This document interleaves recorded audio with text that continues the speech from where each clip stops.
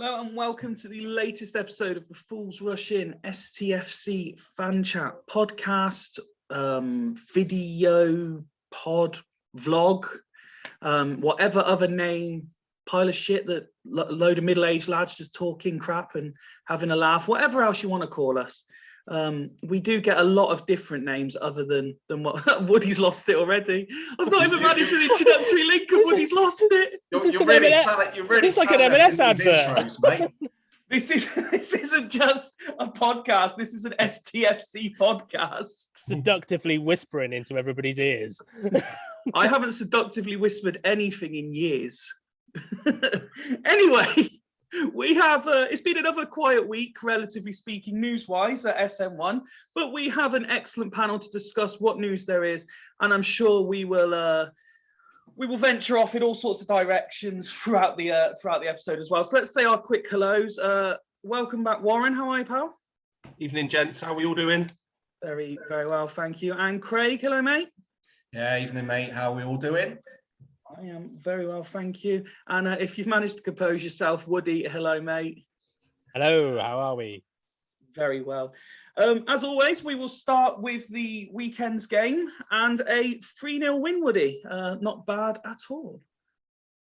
No, not bad at all. And obviously, probably more noticeably, also has 2 3-0 wins in a row.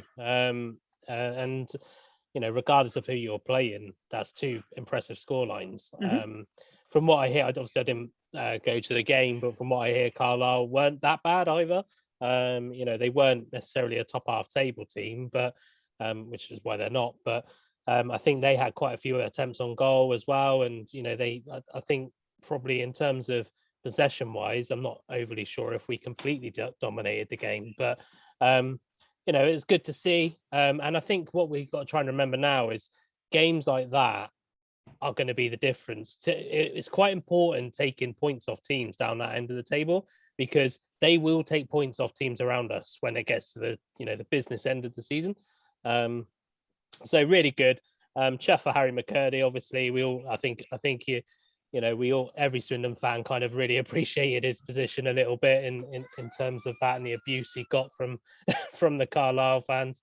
I did hear, though, as well, somebody mentioned that there was also an applause for Finney as well, which I quite liked the sound. I didn't, obviously, like I said, I wasn't there. But, yeah, so, you know, it'd be good if anybody actually watched it or listened to the whole thing to just explain whether we played similar to how we did at Scunthorpe or not.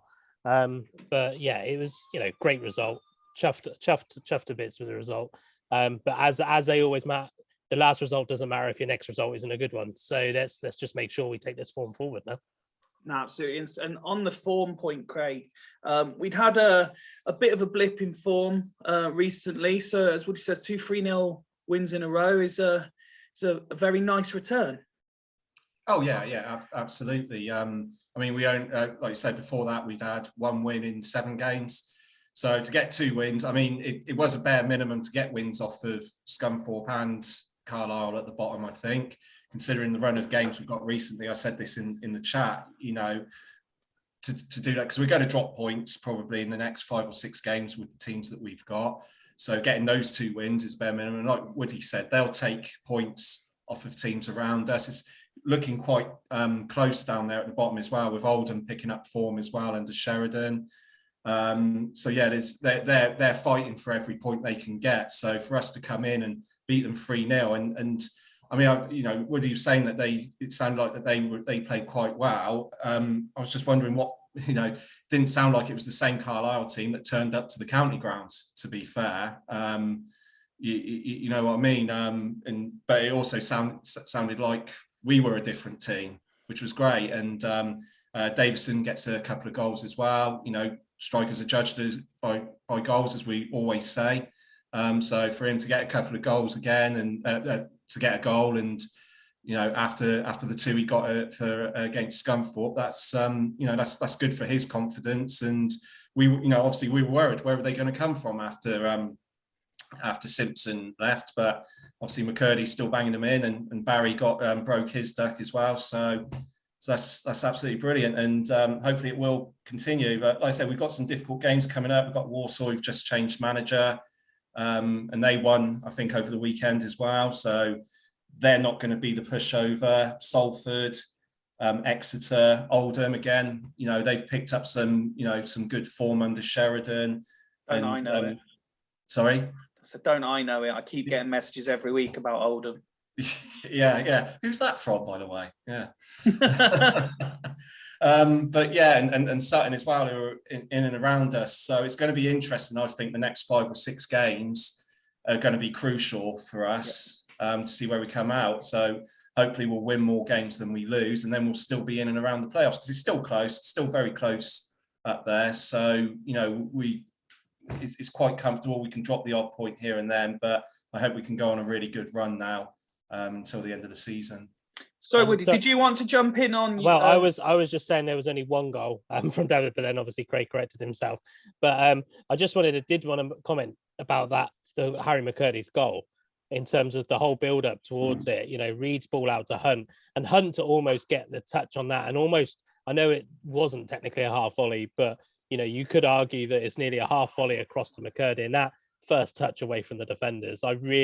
In fact, I enjoyed all 3 goals. I thought all 3 goals had a bit of quality to them, which is really, really reassuring to see. You know, we're not a typical League Two side that are just scrambling goals and things like that. We're actually scoring really good goals as well. Goals that, especially that McCurdy goal, was way higher than what you would expect to see in League Two. Oh yeah, I mean the timing of that as well. He just carried on. You know, he just carried on, didn't he, into the area and just timed it perfectly. That's the sort of thing you see in, you know, like you say, much higher up. So can I just sort of slightly change? I've just remembered when I was listening on the radio saying about Steve Finney, Swindon fans were chanting his name. I don't know if Carlisle fans were, but I also heard on the radio his family were there as well. So I'm sure they'd have appreciated hearing his name, and it's good that he was remembered at that game, and that our fans are still singing it, because I imagine probably half of them probably weren't around, you know, to remember him. So fair play to the town, the 300 or so town fans who went up and you know, and sort of sung his name, and yeah, it was good.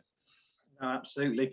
And picking up on something you said, Craig, one man who will be delighted that we won was our very own Ned, after he's probably used the phrase "everyone beats Carlisle" at least 10 times this season in different episodes, except for us. To get that particular monkey off his back would have done him the world of good. Warren, to bring you into the discussion on the game as well, it's again, linking it into the form, it certainly helped our league position, these 2 wins, and it's important to, as we said, with the fixtures that are coming up, picking up these points where we can and where we should be is important in terms of league position as well as morale.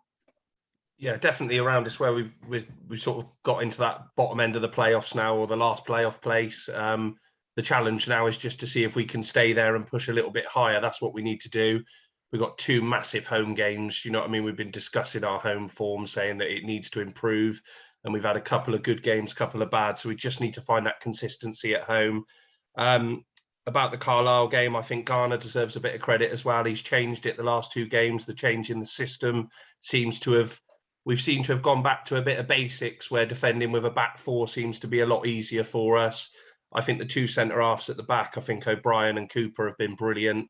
I think the partnership's really starting to blossom with those 2. Yeah, and I just think we look a lot more solid. With that back 3, you leave yourself so many gaps and spaces, and teams can exploit them. It's brilliant with the style of football that we want to play, having that extra man in there that can carry the ball forward, but it's just we've been leaking too many goals. And I think the last 2 games have shown, even though it has been against Scunthorpe and Carlisle, but like you say, at the moment, you'd be rather playing teams that are sat in mid-table, not really got a lot to play for. It's that time of the season now where teams are looking, well, we're not really going to get there and we're not going to go down. So it's, you know what I mean, not saying they're already on holiday, but the motivation isn't always there. So playing teams down the bottom is probably tougher at the moment, because they're scrapping for their lives, trying to get every point that they can. And I think, you know what I mean, 2 good results, 1 at home, 1 away. We can't moan. I'm so happy for Davison. I think he's been really good, and I don't think he's got enough credit. When Simpson left, I thought I wasn't really that gutted. I was one of those, and I think Davidson's a better Simpson. I think he holds the ball a lot better for us. I think he does the job that we want him to do, holds the ball up, brings people into play. And that he needed that goal against, what was the goal where it just deflected off him and went in against Scunthorpe? And it was just, he needed a goal like that just to get him going. And then he had the confidence to step up and do the penalty. And then on Saturday, it was a really good finish for the goal. Great from McCurdy, and it was a good finish into the corner. And we just look like we found our mojo again. And it just feels like maybe the change in system and people saying that Garner hasn't got a plan B. Well, maybe there's the plan B that we've been looking for. He's changed the system. You know what I mean? It gets someone more further forward at the top end of the pitch for us. And I think it's opened it for Louis Barry, because Barry is a winger. And that's what they've been saying, that his best position is to play wide so he can go one-on-one with players. And he's been a breath of fresh air when he's been playing that position. And now we can get him in the team. And it seems like we found a system that works. We've just got to keep the players fit now to do it. Well, that actually segues me in nicely to something I was going to ask you later in the episode. The latest news coming out, according to the club website, is that Conroy is potentially fit again to return to the squad.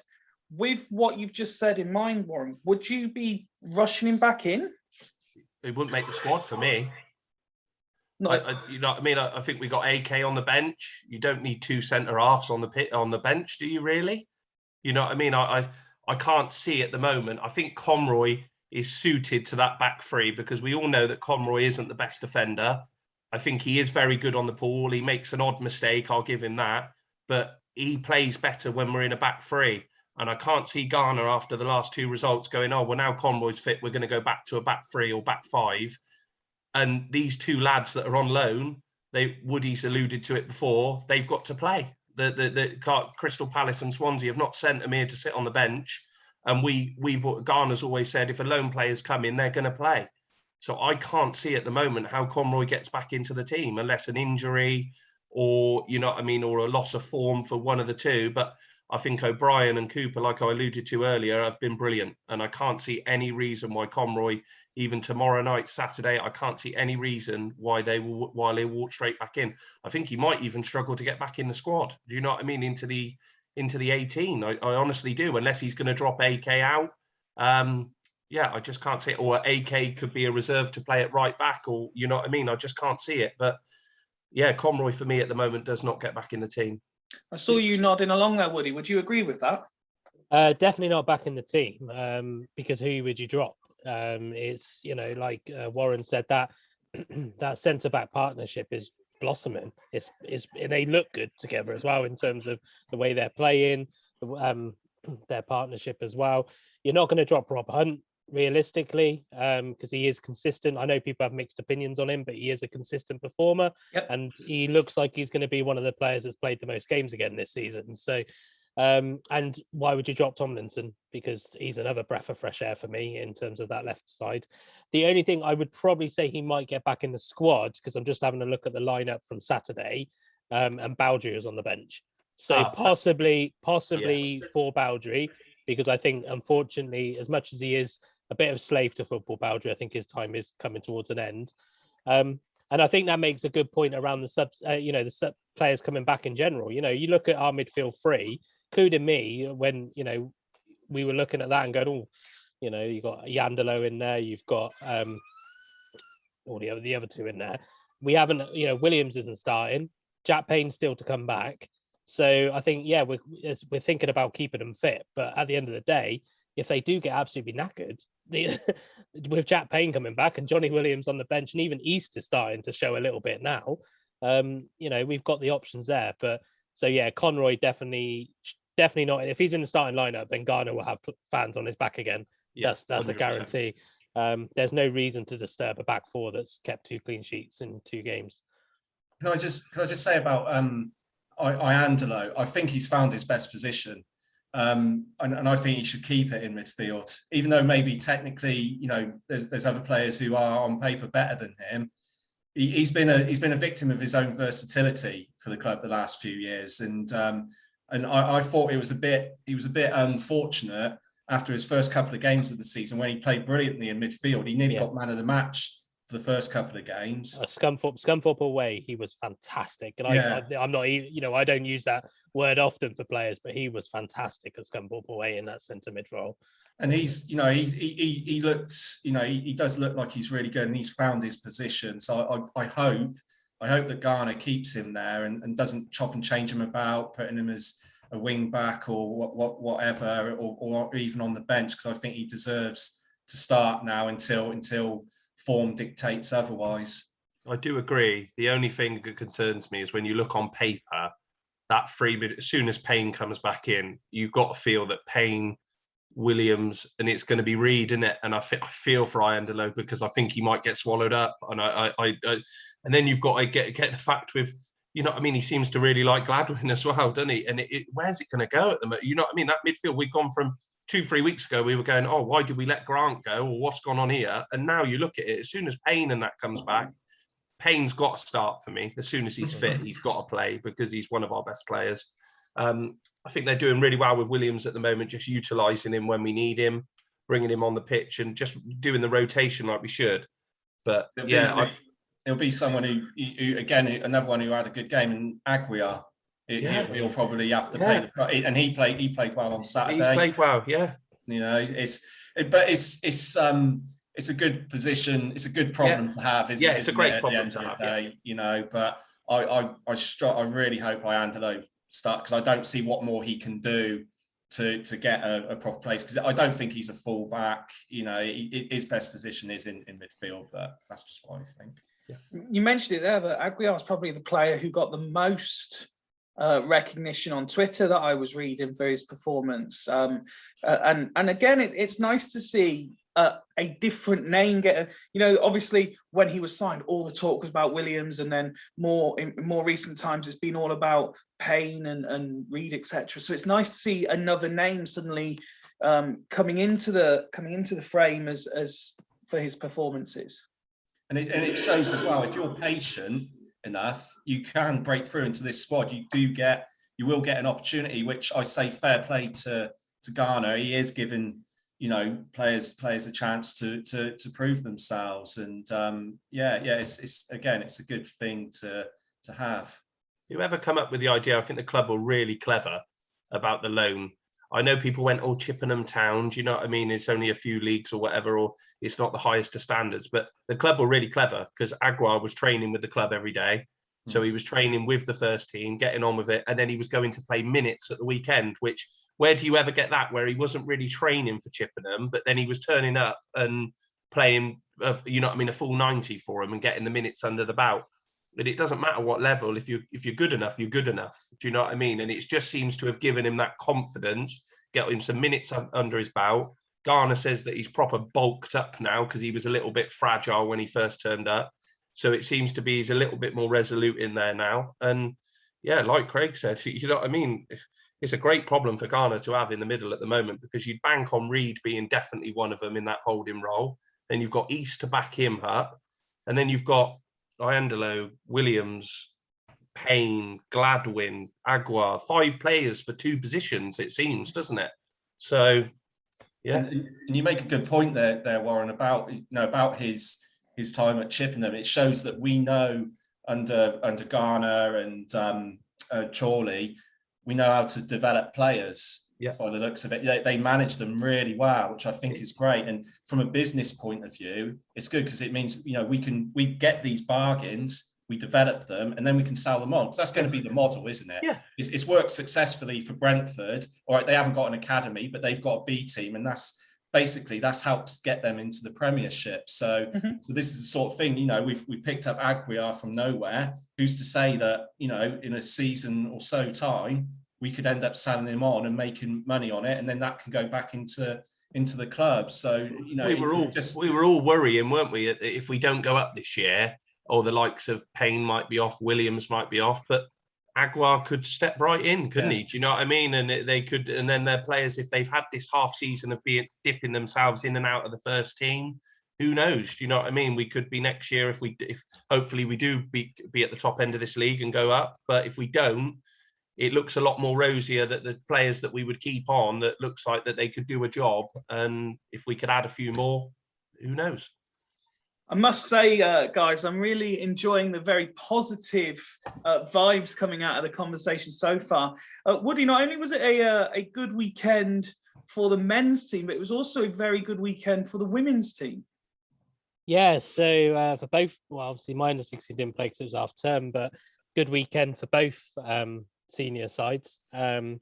If we start with the development, they went top of the league because they beat Keynsham 2-0, which is good because to be fair to the development, they're in the highest league. They can physically go because of rules and regulations behind how far away you are from your first team. So that's a massive achievement for them. And then obviously we had the County Cup final this weekend. The team had Warminster, who were in the development teams league, which is a bit of a confusion.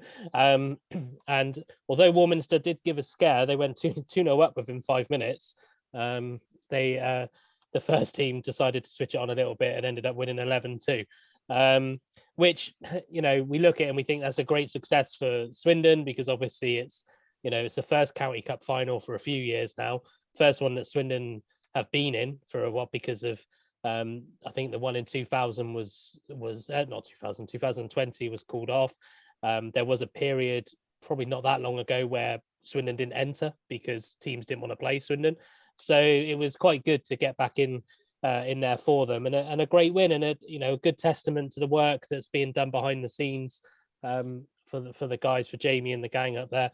So really chuffed with that for them. I don't like big score lines, but especially in a cup final, like I said off air earlier, it was quite a boring game eventually. Nobody likes to see a cup final where it's so one-sided. But Warminster, even though they did lose by that margin, that wasn't a testament to what they're about. They're a good progressing club. They do things the right way.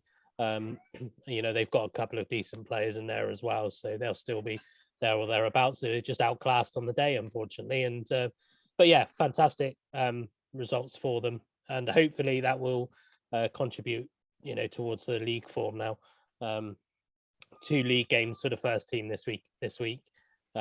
Thursday night under lights at Fairford against Larkhall, which will be a big game. It's quite a big game now because I think probably a win against Larkhall would almost be that, what we would say a men's game, the kind of 50-point mark, that kind of safety from relegation possibly.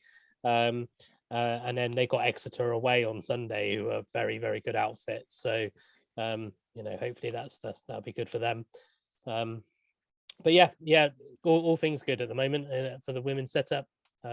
Positive week, and obviously it's great to see with the men's doing so well as well. It just happy community, as they say. And linking to the success of the women's teams, and as you just said there, lovely segue with happy community. There was the announcement that Swindon Town have linked up with the Her Game 2 movement as well. Yeah, I did wonder when we were going to do that, because obviously and I think Kieran mentioned it earlier that, when we, obviously the women came under the banner of the men's team, or should I say the club as such. The club identity. The club identity. That's a good one. Yeah, club identity. It's good to see that they're, really starting to take stuff like that seriously now. And I know sometimes it's easier to put things on paper to say that you support it. I genuinely appreciate that. But knowing Rob and Danny Lee and all of that kind of stuff, and the kind of community ethos that we've spoken about before that they're building, this feels like it's a really serious message. In the nicest way possible. If Lee Power had organised that, we probably would have taken it with a pinch of salt and said it was a bit of a PR stunt. Let's be totally honest.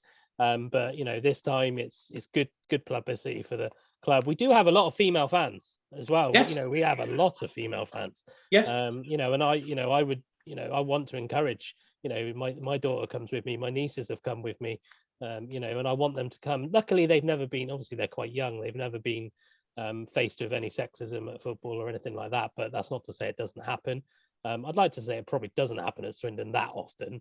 But either way, this is just a good, serious message to send out, that we are giving that community feel. No, completely agree. And Craig, I presume you would echo those sentiments about what it means to be doing these kinds of initiatives and joining this kind of thing. Yeah. I mean, I don't know much about this particular thing, but obviously it's about, about making, our club and the game in general more inclusive, and a safe place for women and girls to come and watch and not feel that any sort of sexual remarks or abuse or anything like that. So yeah, anything like that's a good thing. Like I said, it's good publicity for the club and engaging with the community again. The more women, women make up 50% of the population, so that's 50% of the town who we could potentially have as supporters. So yeah, definitely that's it's always a good thing when these sorts of initiatives are made where it makes it more inclusive for people from all walks of life. And so Woody, you're probably best placed to answer. I believe, if I've understood correctly, the main sort of day associated to this whole thing is the Forest Green game. For what Warren's nodding. So Warren saved me there. Warren, you're best placed to confirm this for me. I'm cheating because I'm just reading about it. Yeah, they've literally dedicated a game, the Forest Green game. They're going to do through the partnership, showing its support for a feature official match day magazine, along with other dedications on the match day. So yeah, but I echo what the lads have said. I bet my missus at football. Do you know what I mean? So it's one of those things, isn't it? Do you know what I mean? It doesn't matter if you're male, female. You can support a football club and you can go and enjoy it, and you should be allowed to. You know what I mean? It shouldn't even be a question. So it's a good thing. Woody hit the nail on the head. If Mr. Lee Power would have done this, it would have been a massive PR stunt. There would have been no backing behind it. It would have just been something to make him maybe look a little bit better. But with the new setup and everything like that, you can see that they're proper. Everything they put themselves into, they're going in 100%. Yeah. And it's all about drawing this community feel, getting more bums on seats, because that's the way that it will do. It will get more bums on seats, and that's what we need to help this club go forward. So long may it continue. I think a big sign of that community feel, Warren, was the last home game. I think all of us on the WhatsApp group were saying this could be the game where we start to see a decline in attendance, and all of a sudden we still got 9,000 going to a game. And now I know, we could look at how many of those are school tickets and things like that, but there's people still going. And, yes, there's got to be a reason behind that. If it's not the football, what is it? And I think all these kind of things that contribute towards that. If you look at previous seasons where we've hit a bad run of form and stuff like that, the attendances drop. I mean, but all right, bearing in mind our attendances at this level, I don't even think they've been this consistently high under Di Canio.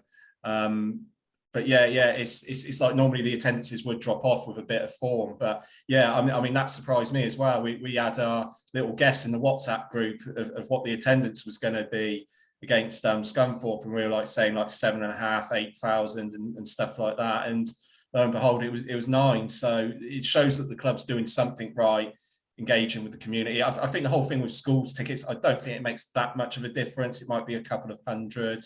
And obviously they include tickets that are sold, whether people are there or not. But I think Woody's right. It's people want to come and go and watch Swindon, and they're enjoying the football. So, and long may that continue. Consistently throughout this episode and previous episodes, Warren, we're hearing the words community, links, engagement, things like that. Something else that was announced since our last episode was a ticket initiative for supporters of both the Wildcats and Swindon Town, where you're getting a deal to go and watch both sports over, I think it's a Saturday and a Tuesday, I believe. I'm sure that the football on a Tuesday night, but an initiative to go and watch both. And again, that's a link with another local team. It's a different sport, but a chance for people to perhaps go and watch sport they've not watched before, which is good for them as well. But again, it's just the club working with another local team to do something positive. Yeah, I know a lot of fans actually that go and watch Swindon till 4:45, and then you find the ice hockey doesn't start till 6, half 6, and they roll straight into the ice hockey. Do you know what I mean? So it, like you say, it can only build a good thing. it's actually really good fun sport to watch ice hockey. You know what I mean? Everyone always goes, oh, that's about having a scrap and having a, you know what I mean? And it's a good fun thing to watch. And it's quite exciting as well.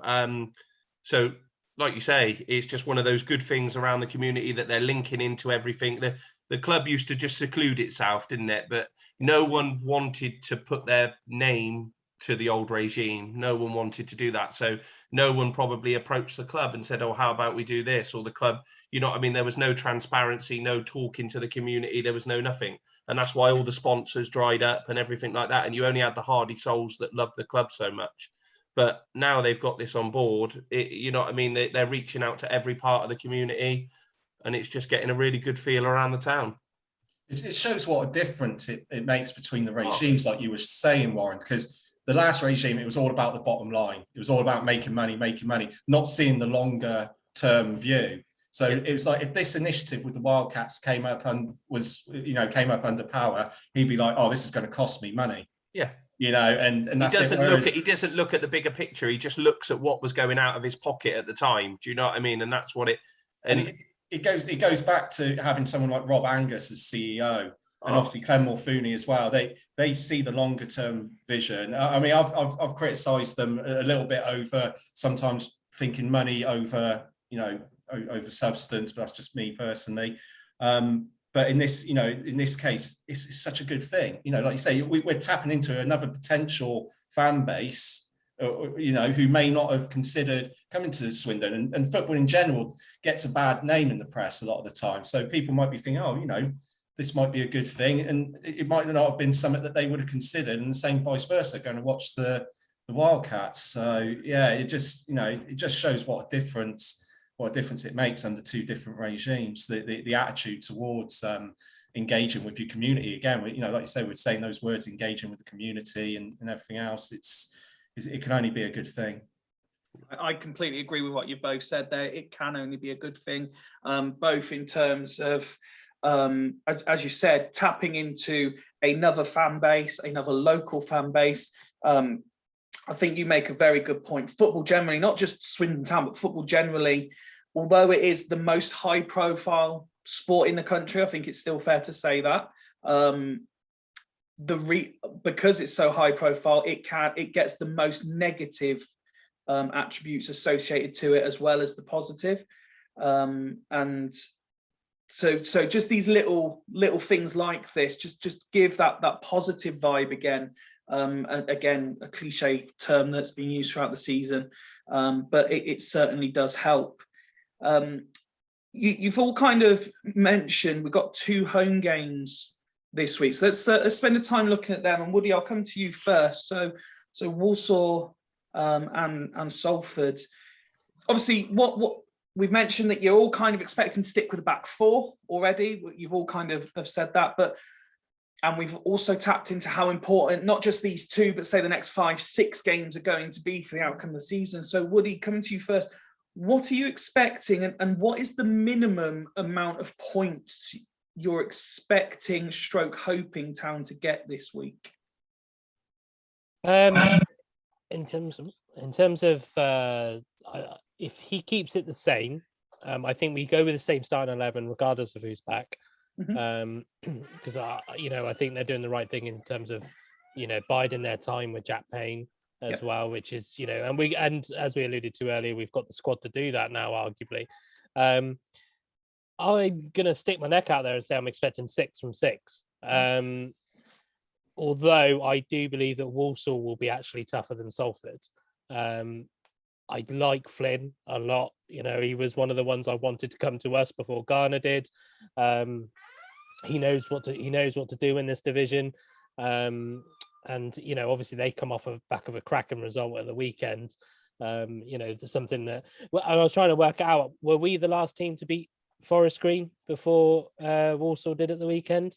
Because it was like 19 games or something they hadn't lost. I think so. They haven't lost that many, have they? So yeah, I think it might have been the last one. So I think you're probably right, but if you can fill for 30 seconds, I can find out for you. Yes. I think Warren's on the case by the looks of it. Yes. But yeah, I just think he's going to set him up well. I mean, we all remember when he was at Newport, and Newport were always a challenge under Flynn. So Yeah, but I do expect us to win. I think if we play like we've been playing, we're a team in form. Again, as Warren said earlier, and I alluded to as well, it doesn't matter who you really are playing against if you're winning 3-0, 3-0. But I am expecting. I think we will have a convincing win tomorrow. And by convincing, I mean we'll dominate play and we'll win the game. Probably 2-0, I think. But that would be convincing when you look at how we stat up. And then Salford on Saturday, I just don't like Salford, so I've not got anything good to say about them, to be totally honest. So I think we're going to beat them. I think they will score because they have got quite a good bit of talent going forward. I think we'll probably beat them 2-1, but I think that's a reasonable expectation, 2-0 and 2-1 over the next 2 games. Definitely. Craig? Yeah, I mean, I'd expect 6 points. I want 6 points. I mean, but I don't think we'll get that. I think Warsaw's actually going to be the tougher game out of the 2. I think they're going to have a resurgence of form under Flynn, like Woody said. He's a cracking manager. I think we'll draw against them tomorrow and then beat Salford on Saturday. Again, I mean. As far as the formation is concerned, I don't know whether Garner will stick to the back 4 or not. I hope he does, but I wouldn't be surprised if he goes back to the back 3 and wing backs. You know, because he is. You know, he said he wasn't going to compromise on his principles and his beliefs. Well, principles don't get you out of League 2 alone. You know, so and as he's proved that, you know, fair play to him. Like he said, he changed the formation at the weekend, but was that just because of what was available, out of necessity as well? So I don't know. I hope it's a change where he will continue, because as we were alluding to earlier, we just seem to be vulnerable, especially at home when we play 3 at the back. So it'll be good if he keeps the same formation. But I think we'll draw against Warsaw and hopefully pick up a narrow win against Salford on Saturday. Do you think we've actually, though, because I'm interested in, I'm going to be Fifey for a second. I'll put my feet up. Fifey, this is a question for you as well. Do you, okay, when we think about principles, and the only reason is because I think about it slightly different, because I still think you can have principles regardless of your formation. Yes. Looking at the highlights and looking at the games that we've won, especially Scunthorpe. See, I think against Scunthorpe, we didn't actually lose. Garner didn't change his principles. He changed the system, but his principles are still the same. He played out from the back, but we were just more attacking, and that came as a result of that. So I'm just interested to see what people's thoughts are on that. I'm happy to jump in on this one first, because that's the kind of viewpoint I take on it. I think when you talk about and you can use the word principles, you can use the word idealisms, you can use any of these sorts of terms. The way I look at it is a manager will either be someone who likes to, as you say, play it out from the back, play all the knee passing football, or you'll have managers who we're going to be very hard to beat, we're going to hammer it forward, we're going to have big physical lumps up there, they're going to do what they do, the defence are going to do what they do. We don't really need a midfield half the time. We might have a couple of quick guys on the wing just for something a bit extra. I think the style of play is the ideal, it's not the formation. Yes, the style of play may be easier to achieve in, say, a 3-5-2 or a however you want to designate the players, but ultimately you're going to have 11 players on the pitch with the intention of executing a style of play. And whether you have 3 defenders, 4 defenders, 5 defenders, 1 up top, 2 up top, 3 up top, they're all going in with the same intention for that style of play. And I think that is the principle, if we're using that term tonight, for me. So whether he has 4 at the back is irrelevant to me. It's whatever tactic is better suited to nullify the opposition's style of play, principle, intention, while still allowing us to execute our game plan. That's why I think he might go back to 3-5-2 tomorrow, because it's a different team. I imagine Warsaw. I'm sort of digressing a bit, but it annoys me that people seem to think that Plan A is play it out from the back and Plan B is hoofball. There is an in between. There's a plan A, B, C, D, E, F, G.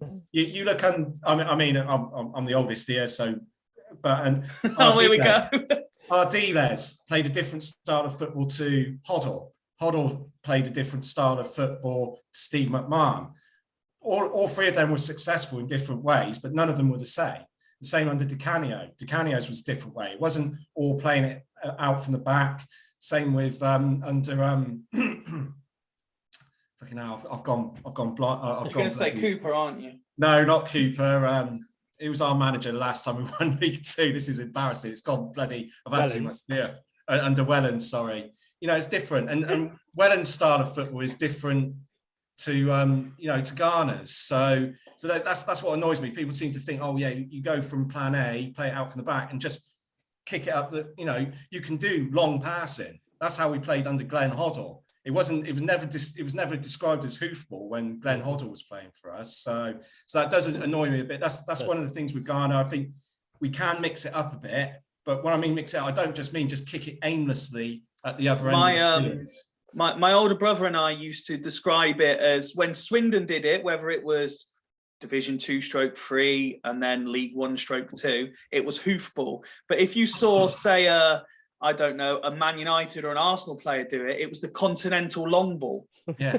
But it seemed to have a completely different feel to it. They were doing exactly the same thing, but the Continental long ball and hoofball were two completely different things. And I think our style was slightly different against Scunthorpe and Carlisle. So I don't think we took as many risks playing it out at the back as what we normally do at home. So that's the key word, risk, because when you play out from the back, I can understand when Garner says we've just got to do it better, because you can't dwell on the ball. It's got to be sharp, it's got to be quick, the passes have got to be to feet, but it's League Two players. Do you know what I mean? So you're not always going to get that. So that's the risk of playing out from the back. Let's remember how critical we all were of most of the goals conceded against Man City. Yeah. 100%. Yeah. And that's the thing. You've just got to be sharp with it and play it. But I think it's the decision making that's key, because sometimes as a fan, you can see when it's all going wrong. So what you want then is a centre half just to put his foot through it and go, right, you know what, lads, it wasn't going right. Let's get it up the top end of the pitch. But sometimes they just carry on doing it, and you can see the goal coming and you can see it, and you're just going, right, players need to take initiative for that, because it shouldn't fall back on Garner, because the players should see, right, we're under a bit of a cosh here. Let's just get the ball at the top end of the pitch. But I think it works a lot better now. I feel we've got someone at the top end that can hold the ball for us, which I've alluded to earlier. And I feel like they're looking after Davison, and I feel like he needs players around him as well. And I think with the three now, he's got Barry and McCurdy. And I think I agree with what you all say about the system, and it's not going to change how we play. But I think it puts a bit more confidence when you've got that solid base. You're not getting killed down the sides, because we've discussed it before with the wing backs having to get caught at the top end of the pitch, and then all the spaces are down the side of the pitch. And that's where we get exploited, because every team that we find that we play against at home seem to have a lightning quick winger that are going, oh, I've got the free range of all down the right side or the left side. And I just think we look a lot more solid. And you know what I mean? And I agree, we can still play our good style of football, but I think the back four is just a lot more of it solidifies us, and it makes us a lot more difficult to concede. You're spot on there, Warren. When you look at the back as well, when you look at the goals we conceded at home when it's been a back three, and like you said, the wingers have got the wing backs have gone up. The gaps are just too big. Oh, it's massive, and they're expecting Louis Reed. They're expecting Louis Reed to just run left to right to cover the positions, and it don't work. It does not work. What a change of. Sorry, carry on, Warren. No, go on. I was just going to say, for me, what a change of formation is designed to do is so you can still do your style of play, but it changes the emphasis of how you do it. That's the only thing a change of tactic is for. Yeah. You three have made my evening. I'm done. Thank you. Woody's just came. Did we give the my pants. Did we do the pre-scripted answer okay for you, Woody? Yeah, that was perfect, mate. Yeah. I was about to build you all up and say, I've never seen him nod along. Oh, mate, I was loving it. I was just waiting for somebody to do that ultimate. You mean everybody knows how much I criticised the Plan B statement this year? Yeah. And I was waiting Craig to go, bloody fans just think the plan B is getting Peter Crouch on in the 75th minute and oofing the ball up to him. And it's funny because genuinely, if you speak to a lot of people and they go, well, Ghana's got no plan B, ask them what plan B is, and they don't know. they don't know. But yeah, that was quite refreshing to hear a tactical insight. They're going to come to me and Warren are going to be the new people to go to for Fifey now, Woody. That's it. That's now, mate. That's it. Yeah, that's it. You're just here for the women's football and the fantasy. How's the fantasy Premier League getting on that? Did you have? Was there anything else you wanted to add, Craig, before we went over to Warren and asked him for his views on the 2 games this week? No. There's nothing I wanted to add there, Mike. No. All right, Warren, your turn then. Mate, how many? Obviously, what are you expecting to see after that fantastic tactical analysis there? And how many points are you hoping for? Expecting?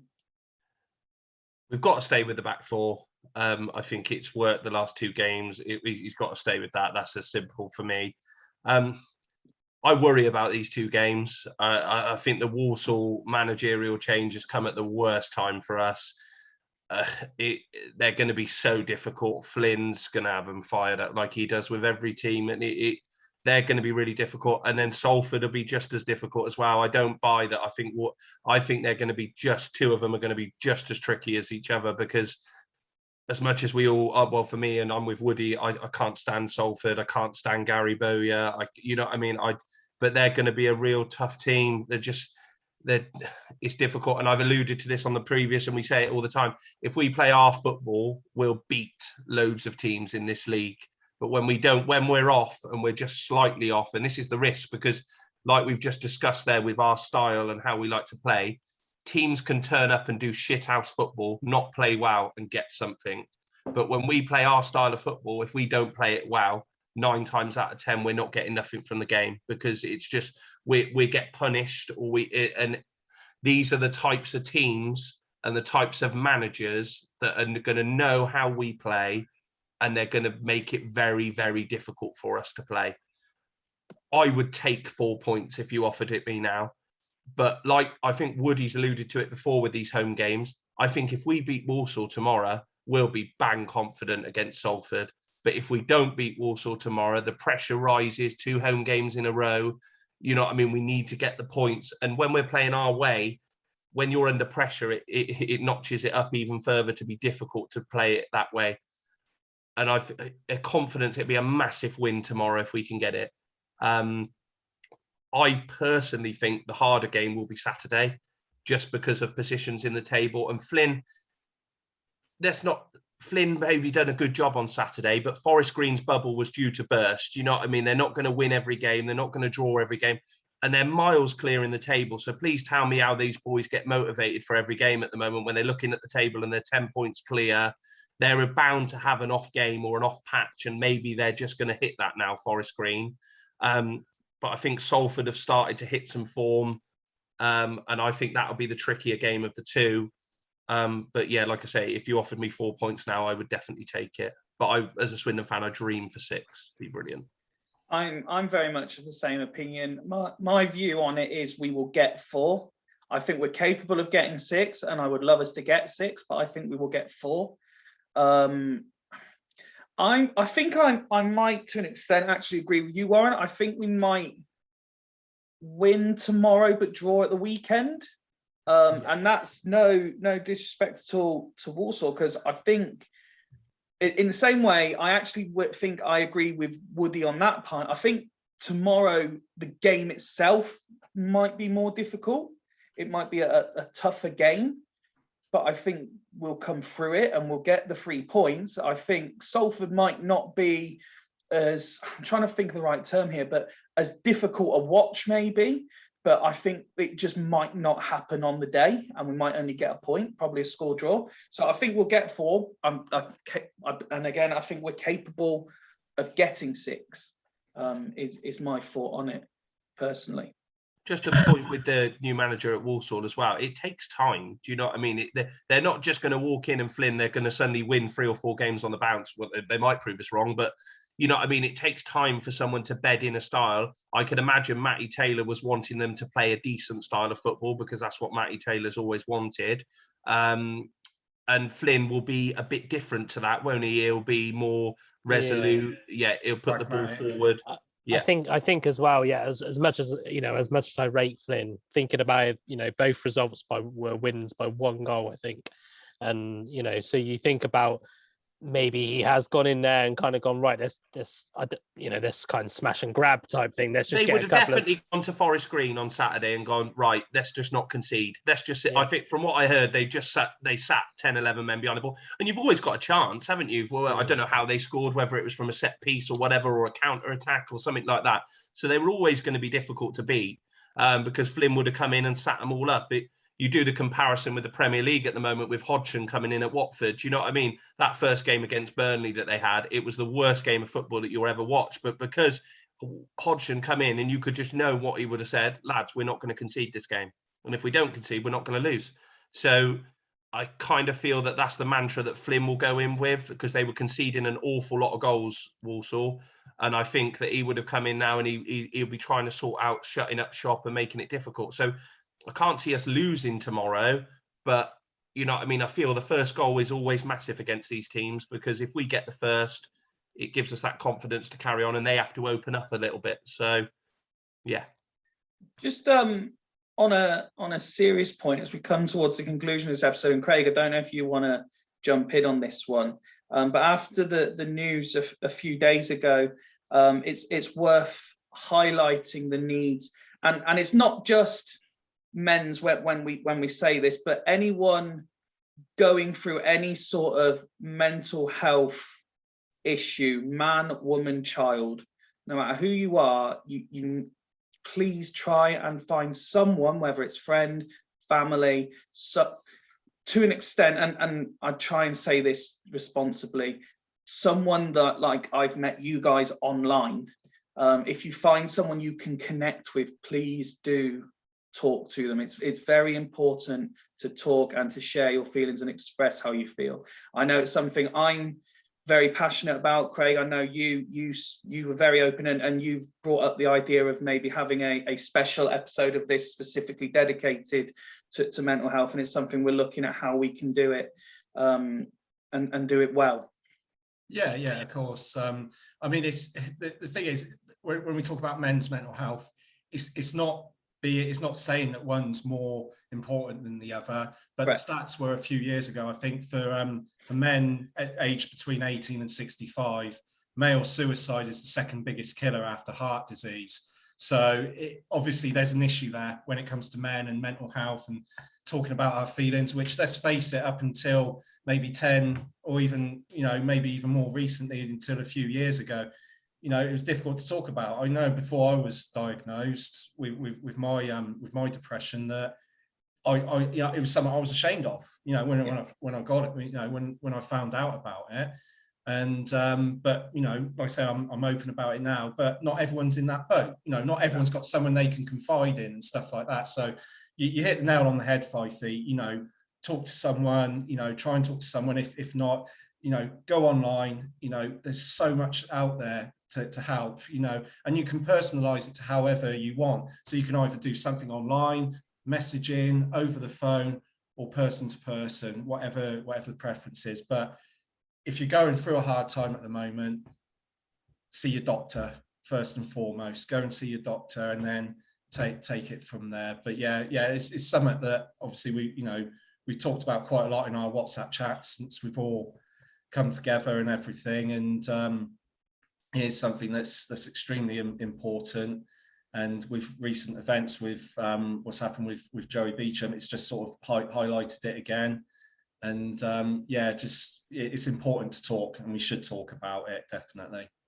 Like I said, we are hoping sooner rather than later to have something arranged where we can focus solely on that. And like you say, I know Ned, who's obviously not here tonight, he's another one who's very open about certain aspects of his own life and his own story as well. So, and as are quite a few of the other guys that do this. So I'm sure that'll be a very poignant episode when we can arrange to do it. And it's just finding the right time to give it the proper emphasis and spotlight it deserves to talk about it properly. Yeah. One concluding matter, and I specifically haven't done a mailbag for this episode because I want to leave you with a thought. I'm not going to ask you a question on the hop, as it were. I want to leave you with a thought, and to the rest of the panel who couldn't make it for this episode, this is for you as well, and for anyone, whether you're watching or listening. We're putting it out on Twitter and on Facebook as well. We want to know your thoughts. But for the next episode, and I hope the three of you can make it next week to give your answer on the camera, the news broke that Masters football is returning.